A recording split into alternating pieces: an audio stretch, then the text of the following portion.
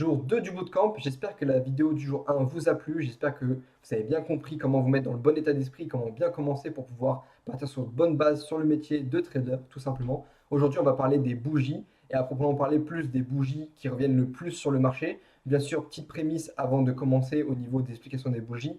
N'oubliez pas que ce que je vous montre là des bougies, c'est des bougies qui permettent de repérer certaines situations, mais ça fonctionne mieux quand c'est combiné à plusieurs concepts, comme la plupart des concepts appris d'ailleurs dans le trading en majeure partie. Il fonctionne mieux toujours corrélé à d'autres concepts, là où ça réagit dans des zones ou non.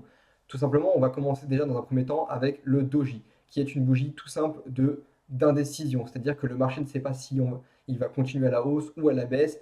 On marque une page de moment où le marché va pas trop évoluer, il va montrer qu'il ne sait pas où aller, forcément. Donc quand vous allez repérer ce genre de bougie, en l'occurrence le doji, vous allez pouvoir repérer que généralement c'est soit dans la fin d'une continuation haussière et à ce moment-là on va commencer à se retourner pour partir à la baisse, soit inversement pour de la baisse pour partir à la hausse. Donc généralement c'est vraiment de l'indécision. Plus le corps de bougie va être petit, plus l'indécision va être grosse aussi derrière. Mais bien sûr ne vous fixez pas que sur ça pour montrer ou non, pour comprendre ou non si le graphique veut continuer dans votre sens ou pas. Mais c'est bien de savoir la connaître et l'utiliser pour savoir à quoi elle sert aussi en majeure partie.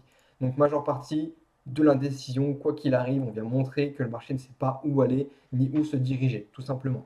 Généralement, c'est le genre de bougies qui tombent les jours où il y a des annonces économiques qui sont prévues, des grosses annonces dans l'après-midi, et du coup, dans la journée, le marché ne sait plus trop aller et ça fait ce genre de bougie. Ou alors que ça crée des petits ranges aussi, ça dépend de l'unité de temps sur lesquels vous l'utilisez, tout simplement. Second pattern de bougie, on va parler de l'engulfing. Donc tout simplement, ça ressemble un petit peu au sweep and close pour ceux qui peuvent connaître, qui est utilisé aussi comme POI ou comme point d'entrée. Mais là, en l'occurrence, c'est vraiment une pattern précise qui montre un rejet. Tout simplement, et il y a des stratégies qui tournent d'ailleurs sur les plus grosses unités de temps, juste avec ces deux bougies-là, qu'on peut réduire en unités de temps, mais là, ce n'est pas le but. En l'occurrence, ici, c'est vraiment une bougie qui montre un rejet d'une zone. Donc là, on a la bougie engulfing baissière. C'est le même schéma pour le haussier et comment on la repère et comment ça fonctionne. Dans un premier temps, pour que la engulfing soit forcément cohérente et qu'elle marche, on va venir prendre la liquidité de la bougie précédente, donc de la bougie haussière juste avant. On va venir prendre la liquidité de cette mèche, du coup, de ce plus haut, de la bougie acheteuse, avec la mèche de la bougie vendeuse. Donc la mèche de la bougie suivante va venir prendre la liquidité, va venir chasser la liquidité ici. Si on était là, il n'y aurait pas d'engulfing, mais là, on vient chasser la liquidité juste au-dessus pour repartir ensuite à la baisse et du coup venir chercher de nouveau plus bas en attendant la clôture de la bougie rouge ici pour confirmer le rejet. C'est-à-dire que ici on a la prise de liquidité et du coup avec la confirmation de la clôture du corps de bougie à la baisse, on a la confirmation que nous avons un rejet. C'est utilisable aussi avec différents concepts. Ça peut être utilisable comme POI en l'occurrence, c'est-à-dire que une fois que vous avez cette confirmation-là, vous allez attendre un retour par exemple sur du coup le plus bas ici, ce qui peut être fonctionnel, donc sur cette plus bas de mèche ici, et du coup un retracement et trader potentiellement le retour ici, ça peut être utilisé comme ça. Après, à vous de voir les différentes stratégies. En fonction aussi des personnes au niveau de l'engulfing, soit on va attendre du coup que ça clôture en englobant le corps de bougie. Et du coup, une fois qu'on a englobé le corps de bougie, l'engulfing est fonctionnel. Il y en a qui vont attendre aussi avec les mèches. À vous de voir ce qui est le mieux et ce qui se répète le mieux au niveau de cette bougie-là. Généralement, c'est mieux qu'elle englobe au moins le corps de la bougie précédente, ce qui confirme l'engulfing quoi qu'il arrive. Donc voilà pour l'engulfing. Pareil, c'est une bougie de retournement. C'est plus une pattern de retournement dans l'ensemble, mais quelque chose qui est utilisable autant en termes de POI et autant en termes aussi de pattern, tout simplement. Ensuite, le troisième exemple de pattern de bougie, on va avoir l'englobante. Donc ça ressemble un petit peu à l'engulfing, mais là, elle va avoir beaucoup plus de pertinence parce que celle-ci, pour qu'elle soit fonctionnelle, il faut qu'elle englobe les bougies précédentes. Donc au minimum deux, là en l'occurrence, j'en ai mis que une, mais au minimum, il faut que ça englobe deux bougies. Donc on va en rajouter une, comme ça vous aurez l'exemple parfait. Donc hop, hop, hop, et pour qu'elle soit plus fonctionnelle, on va venir du coup englober les deux bougies ici, comme cela. Là, on a une englobante qui est vraiment pertinente. Parce que du coup, on va venir englober les deux ou même trois bougies précédentes. Plus elle va englober de bougies, plus l'englobante sera pertinent. Le but, c'est vraiment d'englober les corps de bougies précédentes du mouvement, ce qui montre un réel rejet de notre zone pour pouvoir partir sur une réaction à la vente. En l'occurrence, pour cet exemple-ci, ça marche pareil pour une réaction à l'achat. C'est-à-dire que si vous avez des bougies vendeuses du coup sur le mouvement et qu'une bougie acheteuse englobe ces bougies-là, c'est un fort signal d'achat pour vous dire ok, il faut partir à l'achat, on englobe les bougies précédentes, c'est pertinent. Bien sûr, pour ces trois exemples-là, on attend toujours les clôtures des corps de bougie. C'est-à-dire que ici, avant de pouvoir confirmer que c'est bien une englobante, on va attendre la clôture de cette bougie même. Tant que la bougie n'a pas clôturé, et passer à la prochaine, ça ne sera pas une englobante. On attend toujours les clôtures de corps de bougie. C'est un point hyper important. Et c'est bien de le savoir. Ça confirme un retournement et un rejet aussi d'une zone, tout simplement. Et ensuite, quatrième exemple, on va voir le rejet plus confirmation. Donc là, pareil, c'est un exemple tout bête. On va avoir un retour dans une zone, dans un mouvement haussier ou baissier, pareil. On va avoir généralement, alors là, les mèches sont petites, mais généralement, du coup, ce style de mèche, que ce soit avec cette bougie-là ou cette bougie-là, ça va vraiment dépendre. Ce qui va confirmer qu'on est venu chercher une certaine zone avec les mèches et que le corps de bougie a rejeté cette zone. Du coup, on va avoir une première bougie baissière qui va confirmer du coup et créer le rejet. Et du coup, pour la confirmation, on va avoir la deuxième bougie baissière ou haussière, ça dépend du sens de structure que vous avez. Là, en l'occurrence, on est sur du baissier. Du coup, avec cette deuxième clôture, et je précise bien clôture de bougie, on va venir confirmer le fait qu'on ait pris un rejet avec une confirmation derrière.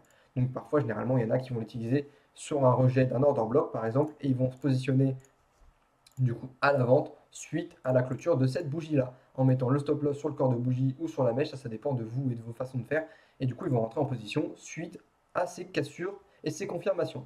Donc voilà pour les exemples un petit peu théoriques. Maintenant je vais vous montrer les exemples pratiques différents pour voir un petit peu comment on peut les repérer et comment les voir directement sur le graphique. Donc on passe directement ici sur EURUSD, on est en 15 minutes pour vous montrer à titre d'exemple. Ici on commence par le quatrième exemple qu'on vient de voir, c'est-à-dire le rejet plus confirmation. Donc ici, on avait un order block, pour ceux qui connaissent. On a réagi dans l'order block avec un corps de bougie ici. Comme vous pouvez voir, on est en M15, donc bien sûr là, on a la pertinence du M15. On a eu un premier retour, une grosse mèche dans ce retour avec un corps de bougie baissier, plus une seconde bougie baissière. Ce qui fait que du coup, ici, nous avons bien notre rejet plus confirmation, comme nous venons de voir avec la pattern. Second exemple, qui est même sur ce même schéma, on a aussi le doji, pardon, excusez-moi. On a le doji juste ici, donc on confirme un énorme rejet avec une toute petite clôture de bougie baissière, ce qui confirme que le mouvement est très, il y a de l'énorme indécision à partir de cette zone-là, ce qui fait que du coup, ça confirme aussi le fait on attend un retour order block juste là. Donc vous voyez, la confirmation doji qui a créé le mouvement baissier, on a eu le doji qui montre l'indécision de continuer à la baisse, le non-vouloir de continuer à la baisse, les liquidités ne veulent plus aller à la baisse, et on va venir du coup chercher l'order block pour réagir dans une zone précise, récupérer de la liquidité pour mieux repartir par la suite à la baisse tout simplement. Comme on peut voir, ça peut aussi servir de zone pour venir target un take profit par exemple, comme là on l'a eu tout simplement. Et ça, c'est vraiment des concepts tout simples qui peuvent complètement construire et créer une stratégie tout simplement. Ici, ensuite, exemple suivant, on a un exemple d'engulfing, comme on a vu juste avant. Donc, du coup, l'engulfing, je rappelle, on vient prendre la liquidité de la dernière bougie haussière juste ici avec la mèche et on vient l'englober, soit le corps, soit les mèches pour confirmer le rejet de la zone. Donc là, en l'occurrence, on est sur un mouvement majoritairement baissier. On va dézoomer pour que vous puissiez voir. On est sur un mouvement majoritairement baissier. On a eu notre mouvement haussier et comme vous pouvez voir, on a eu une engulfing juste ici en 15 minutes. On est venu prendre la liquidité et rejeter cette zone avec la clôture de cette bougie. Ce qui fait que ici, on a eu un retour, comme j'expliquais tout à l'heure, sur le high de la mèche juste là. Ce qui fait qu'il y a des gens, ils vont se positionner sur le retour de cette mèche juste ici. Donc ils vont prendre ici le retour. Là, on a pris un gros mouvement. Ils vont se positionner sur le dernier plot qui a été créé sur le retour et target ARR de 1 pour 2 ou un plus bas comme ici. C'est un exemple qui peut bien fonctionner, comme vous voyez. On a la structure qui est dans notre sens, l'engulfing qui s'est créé et du coup le retour pour prendre une position à l'intérieur, tout simplement. C'est un concept qui marche bien aussi et qui est applicable assez facilement. À vous de voir un petit peu et de le backtester. Et pareil, du coup, ici, on va prendre un autre exemple. On avait une englobante que j'avais enregistrée juste ici, voilà. Comme vous pouvez voir ici, alors il y a deux concepts qui sont mélangés. On a l'englobante et l'engulfing, ce qui peut être un fort signal de vente à partir de ce moment-là aussi directement. Donc on est sur un mouvement haussier. Si on veut compliquer la chose vraiment rapidement, le but c'est pas de vous perdre, on est quand même sur une formation pour apprendre les bases. Ici on avait un dernier high, on est venu prendre la liquidité de ce dernier high, on a créé du coup une engulfing sur le mouvement de cette liquidité. Donc on peut voir ici qu'on est venu chercher du coup le high qui a été créé avec le dernier mouvement suite à la prise de liquidité.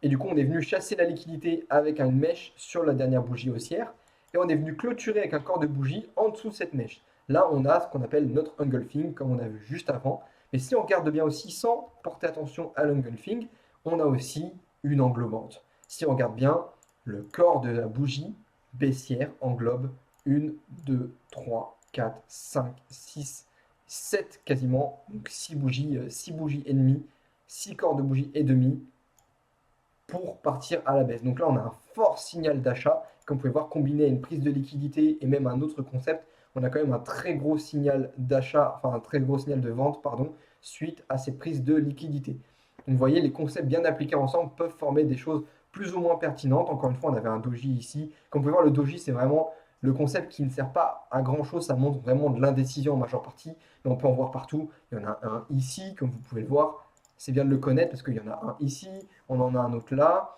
qui montre du coup la fin d'un mouvement baissier aussi ici. Vous voyez, il est un peu moins puissant, mais ça reste un doji, etc., etc. Pareil ici, on a eu un petit range, ce qui a consisté du coup plusieurs dojis pour montrer l'indécision du marché. Ça fait que tout ce mouvement-là est complètement en plein range et il vient nous confirmer que du coup, il y a de l'indécision actuelle à ce moment-là, tout simplement. Donc si on doit retenir plusieurs choses, tant que les concepts sont combinés à d'autres concepts plus ou moins pertinents, comme le fait de lire la structure, de comprendre que la structure est bien haussière ou baissière, bah, ces concepts de bougie sont plus ou moins fonctionnels. Le fait aussi d'avoir potentiellement des order blocks, etc. Il faut que ça réagisse dans des zones pour pouvoir les réutiliser et avoir quelque chose qui est cohérent derrière, forcément. Plus vous aurez de confirmations, alors le but n'est pas d'en avoir 50, mais une ou deux suffisent pour confirmer après par la suite ce genre de zone de rejet, d'engulfing, d'englement, etc., etc. Ça peut très bien servir, comme vous l'avez vu, de POI si c'est combiné à des choses pertinentes et sur des bonnes unités de temps, comme de points d'entrée pour certains concepts, tout simplement. J'espère que la vidéo vous aura plu. Si jamais vous avez des questions, n'hésitez pas à en parler et à poser des questions en commentaire. Et puis sinon, on se retrouve pour le jour 3. Allez, ciao ciao tout le monde.